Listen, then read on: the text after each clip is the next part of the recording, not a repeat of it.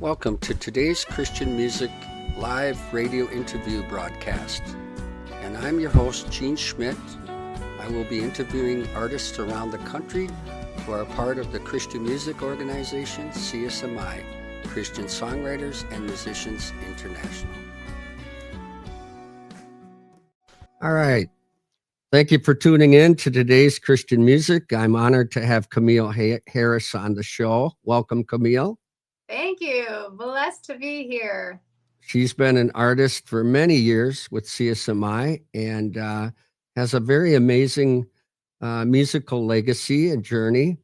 And from Tulsa, Oklahoma, and I believe she's back in Oklahoma. So we are so glad to have you on the show today. Thank you. I am so thankful you came by our church so many years ago. I wonder when you came to our church. Do you remember what year it was?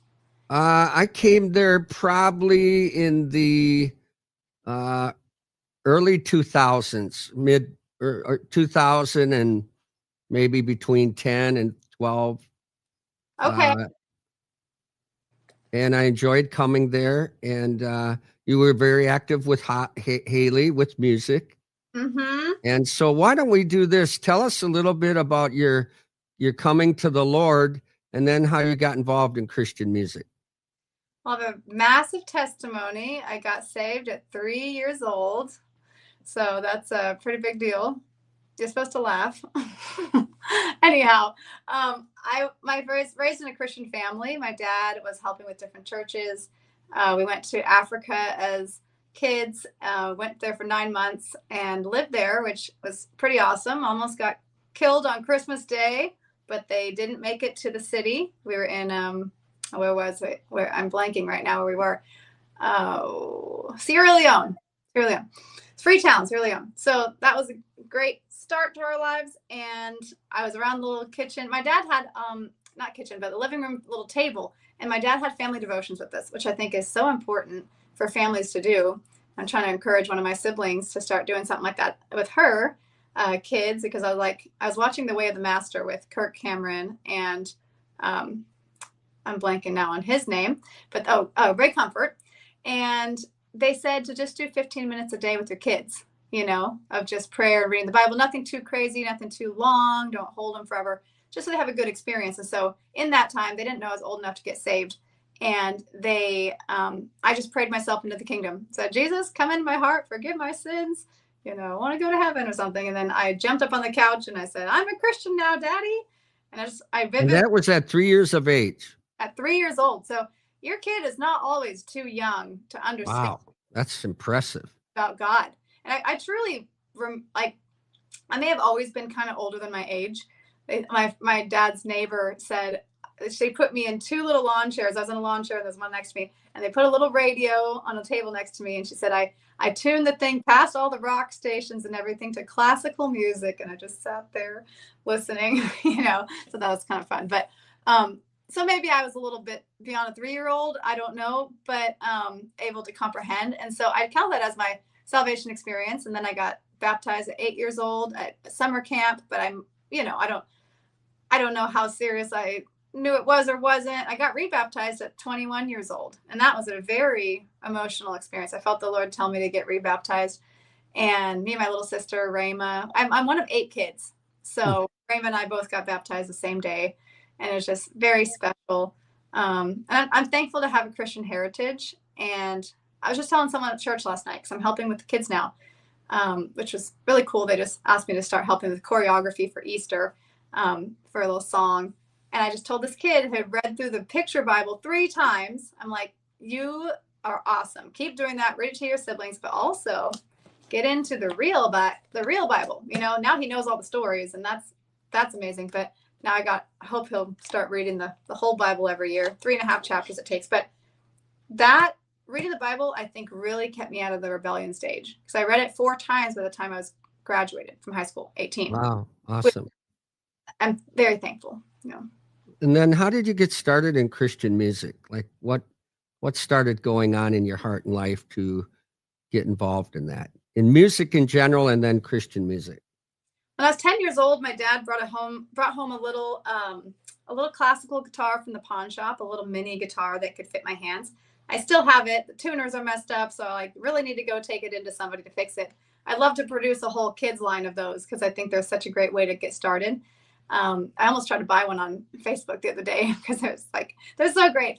But he brought me the guitar home and taught me 4 chords in the kitchen. And that woke up my whole musical side. When I was like 3 and older, I had started writing little songs, just singing. I was a natural little songbird from a young age. And like, I think around 7 years old, my dad was trying to get us to go to bed. But then before that, he said, what's God speaking to you? What's God telling you? And whether it was me or God, I heard you're going to be a singer. So I told Dad, I'm going to be a singer one day. And it ended up happening. So I thought that was really cool. But he got me up playing guitar. And then I don't know when, but he had a keyboard.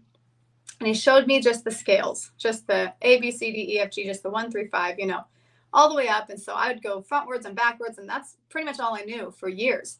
And so I had my 4 or 5 chords. I wrote my first song, or maybe 11, somewhere around there, 10 or 11 probably. And it was called When You Call Upon My Name, Lord. When you call upon my name, Lord, I will answer you. When you call my name. So anyways, and I just kind of, the music kind of went dormant for years. That was your first song? Uh-huh. Beautiful. And, yeah. So, and I played it for the family, the relatives at Christmas time. My parents dressed me up like a little artist, jean skirt and a little very knit sweater top with different colors and a hat and boots. And it was just sitting down playing my guitar. And, but I didn't have any training. I didn't have a teacher, which that's, I think, why I love teaching now, is because if I can unlock someone's musical brain, it can send them on a path for years to come. So I make like courses. I have a YouTube channel called Fast Track Music School, and I'm going to start doing more ukulele, guitar. Maybe I'll get drums and bass and different teachers for different instruments. I play a little bit of a lot, mostly guitar and piano and ukulele. But so then these people came, these worship leaders, young worship leaders. They'd been in Hawaii. They were just so fun and free. And this girl named Kalea Ellison, she taught me, gave me a steel string guitar at like 15, taught me chords. They were so encouraging. They taught me some ukulele. She taught me some piano chords, how to make majors and minors and sevenths. And she's a music teacher. I didn't realize she's a music teacher. She's got her own whole own school. I don't know if she does it anymore. But that clicked and changed my life. And I just started, they taught me the key of E, the high E up on the neck, you know, and the different cool chords, A opens and stuff. I just went to town writing songs at 15, 16. So I was homeschooled for 2 years. And I wrote so many songs. And it was just a great thing. So having someone kind of give you the tools was life-changing for me. And then I just kept writing. And then my dad started recording us. And yeah. Tell us about starting to record. How did that process happen? Where did you do that at? What were the first few songs you recorded? Well, my dad was a pastor at the time for 7.5 years. We started a little church, and I started on the worship team because the worship leader quit overnight when my parents were out of town. So then I had to step up. And because I had all the worship chord charts, I started to notice what chords went together, you know, and then I was like, oh, so it was so helpful to be on a worship team. So I highly recommend everyone join a worship team and just get familiar. Even if you don't play on Sunday morning, just ask if you can have the sheet music and if you could practice with them, and they might allow you anyways to do it. You know, a lot of people on your chart, on your show watching may already play instruments proficiently, but that was so helpful for me to just kind of start to see the patterns of all that things. And so my dad had a guy come to the church named Jerry Reed, and he was a construction guy, and we had problems with the building, asbestos and whatever else. We had to move out of that church building eventually. But he asked this guy if he would like to be part of fixing the church up. He said, well, I'm not going to fix the church up, but your daughters, Dad said, I want you girls to sing for him. He said, but your daughters are great singers and we're going to get them in studio. So he put $600 up, took us to Drapp Studios, Louis Drapp, amazing guy to record music, plays like every instrument. He was raised, you know, working at a music store. At some point he was doing that. So you play everything, and he just has the gift, you know. So then he took us down. We recorded our first 3 songs. I think it was Well Done on our Christian album. It might have been Never Lose My Heart on, it might be on our Rocky Road album. I'm not sure which first three. I have to ask Haley. She's got a great. And what was the studio name? Drap Studios. Louis Oh, Drap. wow. Mm-hmm. Awesome. Going. He's still rocking. He's actually the worship leader of my church that I go to. And so he invited me to this new church. And so I'm now plugged in there, and it's a big blessing. So your network, is important. So you got involved in recording, and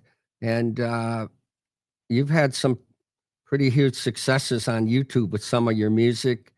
You've had songs and campaigns for people running for office. What's been some of the favorite parts of your musical journey, like highlights for you? Well, after recording, my dad said, okay, we're going to raise $30,000 to do 30 songs, or something like that. 30 songs. I'm like, we don't need that money, Dad. He's like, yes, you do. So he went and raised money, and people believed in us, and he recorded us 3 albums. And then he said, now we're going to do 50 songs. And I'm like, he's got bigger faith than me. So he's like, hopefully not now. Hopefully my faith is growing, but he raised more money, and we got 5 albums going. So right at that time, I think I was 19 years old, we saw Rick Santorum, who was running for president against Romney and Obama at the time. And I saw him. I went to this church, saw him speak. We weren't raised with TV, so we just saw minimal stuff of this and that. We had clean movies and things, but we didn't have normal cable almost ever, minus some Saturday morning cartoons and things. But whatever I saw of politics here, there, and anywhere, I had never seen a better politician than Rick Santorum. He was so, just seemed genuine, just seemed real Christian type, leader. And so I said, what can I do to help his campaign? And I talked to the guy that did the ground team in Tulsa. He said, well, write a song and we'll help it. We'll tweet it out and it'll go to 1 million views. And I just thought, I doubt it's going to go to 1 million views, but I'm going to write a song. And so we wrote a song, me and my dad, Haley, my mom. I think someone else might have inspired some words. It's just people put the stuff in the pot, and the song just came out, and within a few days, the whole thing was recorded. My dad got a guy to, I think it was like $300 or less, maybe $150 for a music video. Anytime you get a new music video guy, they are willing to do it for cheap. And so we didn't have a lot of money. So we were very thankful for that. And he just killed it, stayed up all night to make it, I think. And we posted it, and we sent it to the guy, Patrick Hayworth, and he got it tweeted on Rick Santorum's. And just like he said, it went to 1 million views. And that was back when we went to My First Love Band, which I'm thinking about reviving that channel. What was the name of the song? Game On. Game On for Rick Santorum, a song for Rick Santorum by Camille and Haley. And it was on the First Love Band channel, which we changed our name later to Camille and Haley, but you couldn't change your name if you had more than 1,000 subscribers or something back then. Now it would all be on the same channel, but we changed to Camille and Haley later. And then we did it again with the Trump song years later. So now, what song was that? That was our Keep America Great song. How did that do? That one went to 1 million views on our page, but it went to 30 million views on Twitter. On Cal Perry from MSNBC. He filmed us outside of a Trump rally in Tulsa because it was the first post-COVID Trump rally. So people were just waiting outside, camping. It was expected to be a very big event, but a lot of TikTokers had inflated the numbers. And so it wasn't as big as it thought. They thought 2 million people were coming or something like that, if I remember right. So we did the music video outside, and we recorded it. And actually, we were doing cabinet refinishing at the time. My family still does that, but Haley and I don't. So we went there, and these people were millionaires, and we gave them our 5 albums, and we were singing little songs like Sisters and stuff from White Christmas. And just 4 of our sisters were in that kitchen singing, and they had this beautiful big house. And we gave them, they said, how much do we owe you for the albums? We said, oh, no, it's free, And then they wrote us $2,000 check, which was such a blessing. And we used that money. We made a music video. We went and recorded the song.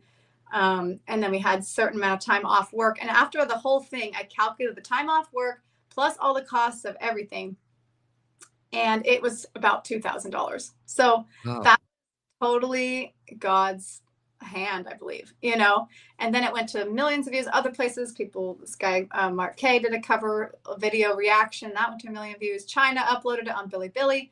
That got millions of views. And so it's just, I think, a collective like 50 million views. And so we started traveling to Trump campaigns outside. We would, with just all the other vendors. We weren't invited. We would just go. And then somebody else, this is so cool, another Christian music artist from back in the day, he wanted to support Trump. And so he said, well, I think a great way I can support Trump is by supporting you girls and your dad and mom to travel for 2 months before the campaign and just go sing. So that's why we're able to travel to campaigns. And he donated $20,000 to cover my dad's time Who off. was the artist? I'm trying to think, and I'm trying to think of if I should say his name or not. Oh, yeah, let's not do that. Artist, but my dad was a big fan. And Wow, how amazing. Yeah. I should ask him if he would be okay with me mentioning his name. Nah, that's okay. That's okay. But here, I had a question. So you've had songs about themes against sex trafficking, helping the poor. Tell us about maybe 2 or 3 of songs that have impacted some form of social, what I would call social, standing for something for God in the area of our culture. Yeah. Well, in the 2020, when they started defunding all the police force, my dad said, Camille, they defunded the Austin police force. What are you going to do about it? And Dad knows that he can get me to write songs sometimes. And so called me up. I said, well, Dad, pray the song on me. And so 4 hours later, he called us back and the song was complete. And we played him Back the Blue. And so that, I don't know how many views it has, maybe, I don't know, 80 something thousand views. But then a guy in Florida who owns a bunch of clinics for health, that's like kind of like the government pays for like Medicare or Medicaid or something for like elderly people to be able to get treatment. Anyways, he has 50 clinics. So he put $50,000 into getting that song put on TV so that it, instead of saying pro-Trump, Trump is Back the Blue. So that was a way to support Trump secondhand, right? So that was pretty crazy. So a lot of artists stray away from politics, but they don't even know there is so many open doors in the political world. If you want gigs, sing at political rallies, right? You risk, I guess, people being upset that you're a Republican, but if you're a true Christian and you know anything about government, even though the Republican Party is not perfect by any means, you're going to vote Republican or at least independent. But if you want to have someone who's going to win, it's going to be Republican. So if you want vote to count, you got to vote Republican, like it or not, you know? And so it's like, you got to stand for something. And I'm going to stand for pro-life. I'm going to stand for Back the Blue, even though police officers, not everyone is above ground, but most of the police, we would want them to be there for us if we needed them. And so if you get rid of the police, the local police, you end up with worse problems and people coming from out of state and whatever that don't know the local people. And, you know, anyways, a lot of people that don't like the police officers don't know enough about all that kind of stuff. And I still need to learn even more than I know now. But the other thing, so I don't know how much that's influenced. I just know a lot of police officers have been very blessed by that. A lot of them wanted to quit, and you do not want a police shortage. Crime will go way up, you know, and innocent people dying for no good reason, getting stabbed for no good, because these people being let out or not being caught, you know, of jails. What about the song Slavery? Slavery, yes. So years ago, I saw Lisa Bevere, and she was doing an initiative for the sex trafficking to stop all that and bring awareness. And she works with A21 now, which is an amazing thing by Christine Kane. And so I just was I'd never heard of sex trafficking at the time. And so I asked the Lord to give me a song, and I don't know, it didn't seem like it took that long. And the song just flowed down, and it's called Slavery. So that's on our Camille and Haley channel. And so we've played that at different anti-sex trafficking events. We allow anyone to use our music for, you know, good causes. We're just like, yeah, put it in your video, share it, send it around, whatever you want to do. The whole goal is for, you know, these things to be stopped, you know? So I don't know the impact of that either. I pray you write your music, you push it out into the world, and, you know, you just pray that it's doing some good. So I hope it's made an impact, you know. I love your heart for the Lord. I love your passion. And tell us a little bit about the times that you worked with your sister Haley, and You guys have done a lot together, but tell folks a little bit about that, your journey with her Mhm. musically, and then tell us some of the goals you have now with your music and things you're doing, and what you desire to see happen in your music ministry. Oh, thank you. Yeah. I was thinking about one more song we did. Haley and I together was the pro-life song. You know, the pro-life one, the March for Life. Yeah, That yeah, one at pro-life rallies. And that's one of my favorite songs. A lot of people, that's one of their favorite songs of ours too. So if you want to look up March for Life by Camille and Haley, Haley's a big pro-life advocate as far as a cause. That's probably the top one on her list because these kids don't even get a chance to live, you know, and like no matter how good or bad your life is, we all get a chance to live and make it better, you know, and get to know Jesus and love other people and use our testimony to change people's lives or feel their pain. You know, if you never go through anything, you don't always got a lot to say, you know, but it's a blessing if people don't go through things. So anyhow, my journey with her, she started recording with me and singing on the worship team whenever we were young. I think she was 13 and I was 15. And she learned how to harmonize from my mom. And then Haley, I didn't have the best ear. She still has a better ear than I do. And she's harmony queen. So, and my mom as well. Those girls are amazing. So Haley would, in worship practice, mom would sing in Haley's ear to teach her the harmonies. And then Haley would sing to me the harmonies later and teach me how to do it, you know, which was such a blessing. She mentored me in that way. And so she would, I would write, I'm a starter. I write a lot of songs and Haley's more of a finisher. And so I would start most of our music and then she would come in and she would say, you know, oh, let's change the key. Oh, that song sounds like a Taylor Swift song. We can't do that, you know, like that. Like I don't listen to a ton of music, it seems, not like some people, and so I don't always know what's out there. Very commonly, to some extent, I listen to music, but I try to listen to Christian and clean or jazz music, you know, instrumentals these days a lot more than anything. But she would give me lyrics. She would change things. She was such a great co-writer for so many years until she got married about I think about 4 years ago. And now she's got her own family of 3 children. So we just heard her third baby was a girl. And then we found out they messed up the system and it's actually a boy. So she's going to have 2 boys and a little girl, little Oreo, boy, girl, boy. And so we would sing together, pray together. We shared everything together, shared a room, shared a car, shared clothes. We couldn't share shoes because we have different size feet. That was one thing we were so sad about. But it's okay. I've gotten over it. So we traveled and sang at churches, rallies, and events, weddings, baby events. You know what? Baby events? We do babies. I don't know. You know, just little things like anniversaries, all that kind of stuff. And so we just wouldn't do bars, wouldn't do casinos. I wouldn't want to open for anybody who I didn't agree with. And so we probably retirement centers. That is one thing that a lot of people don't think about when it comes to music.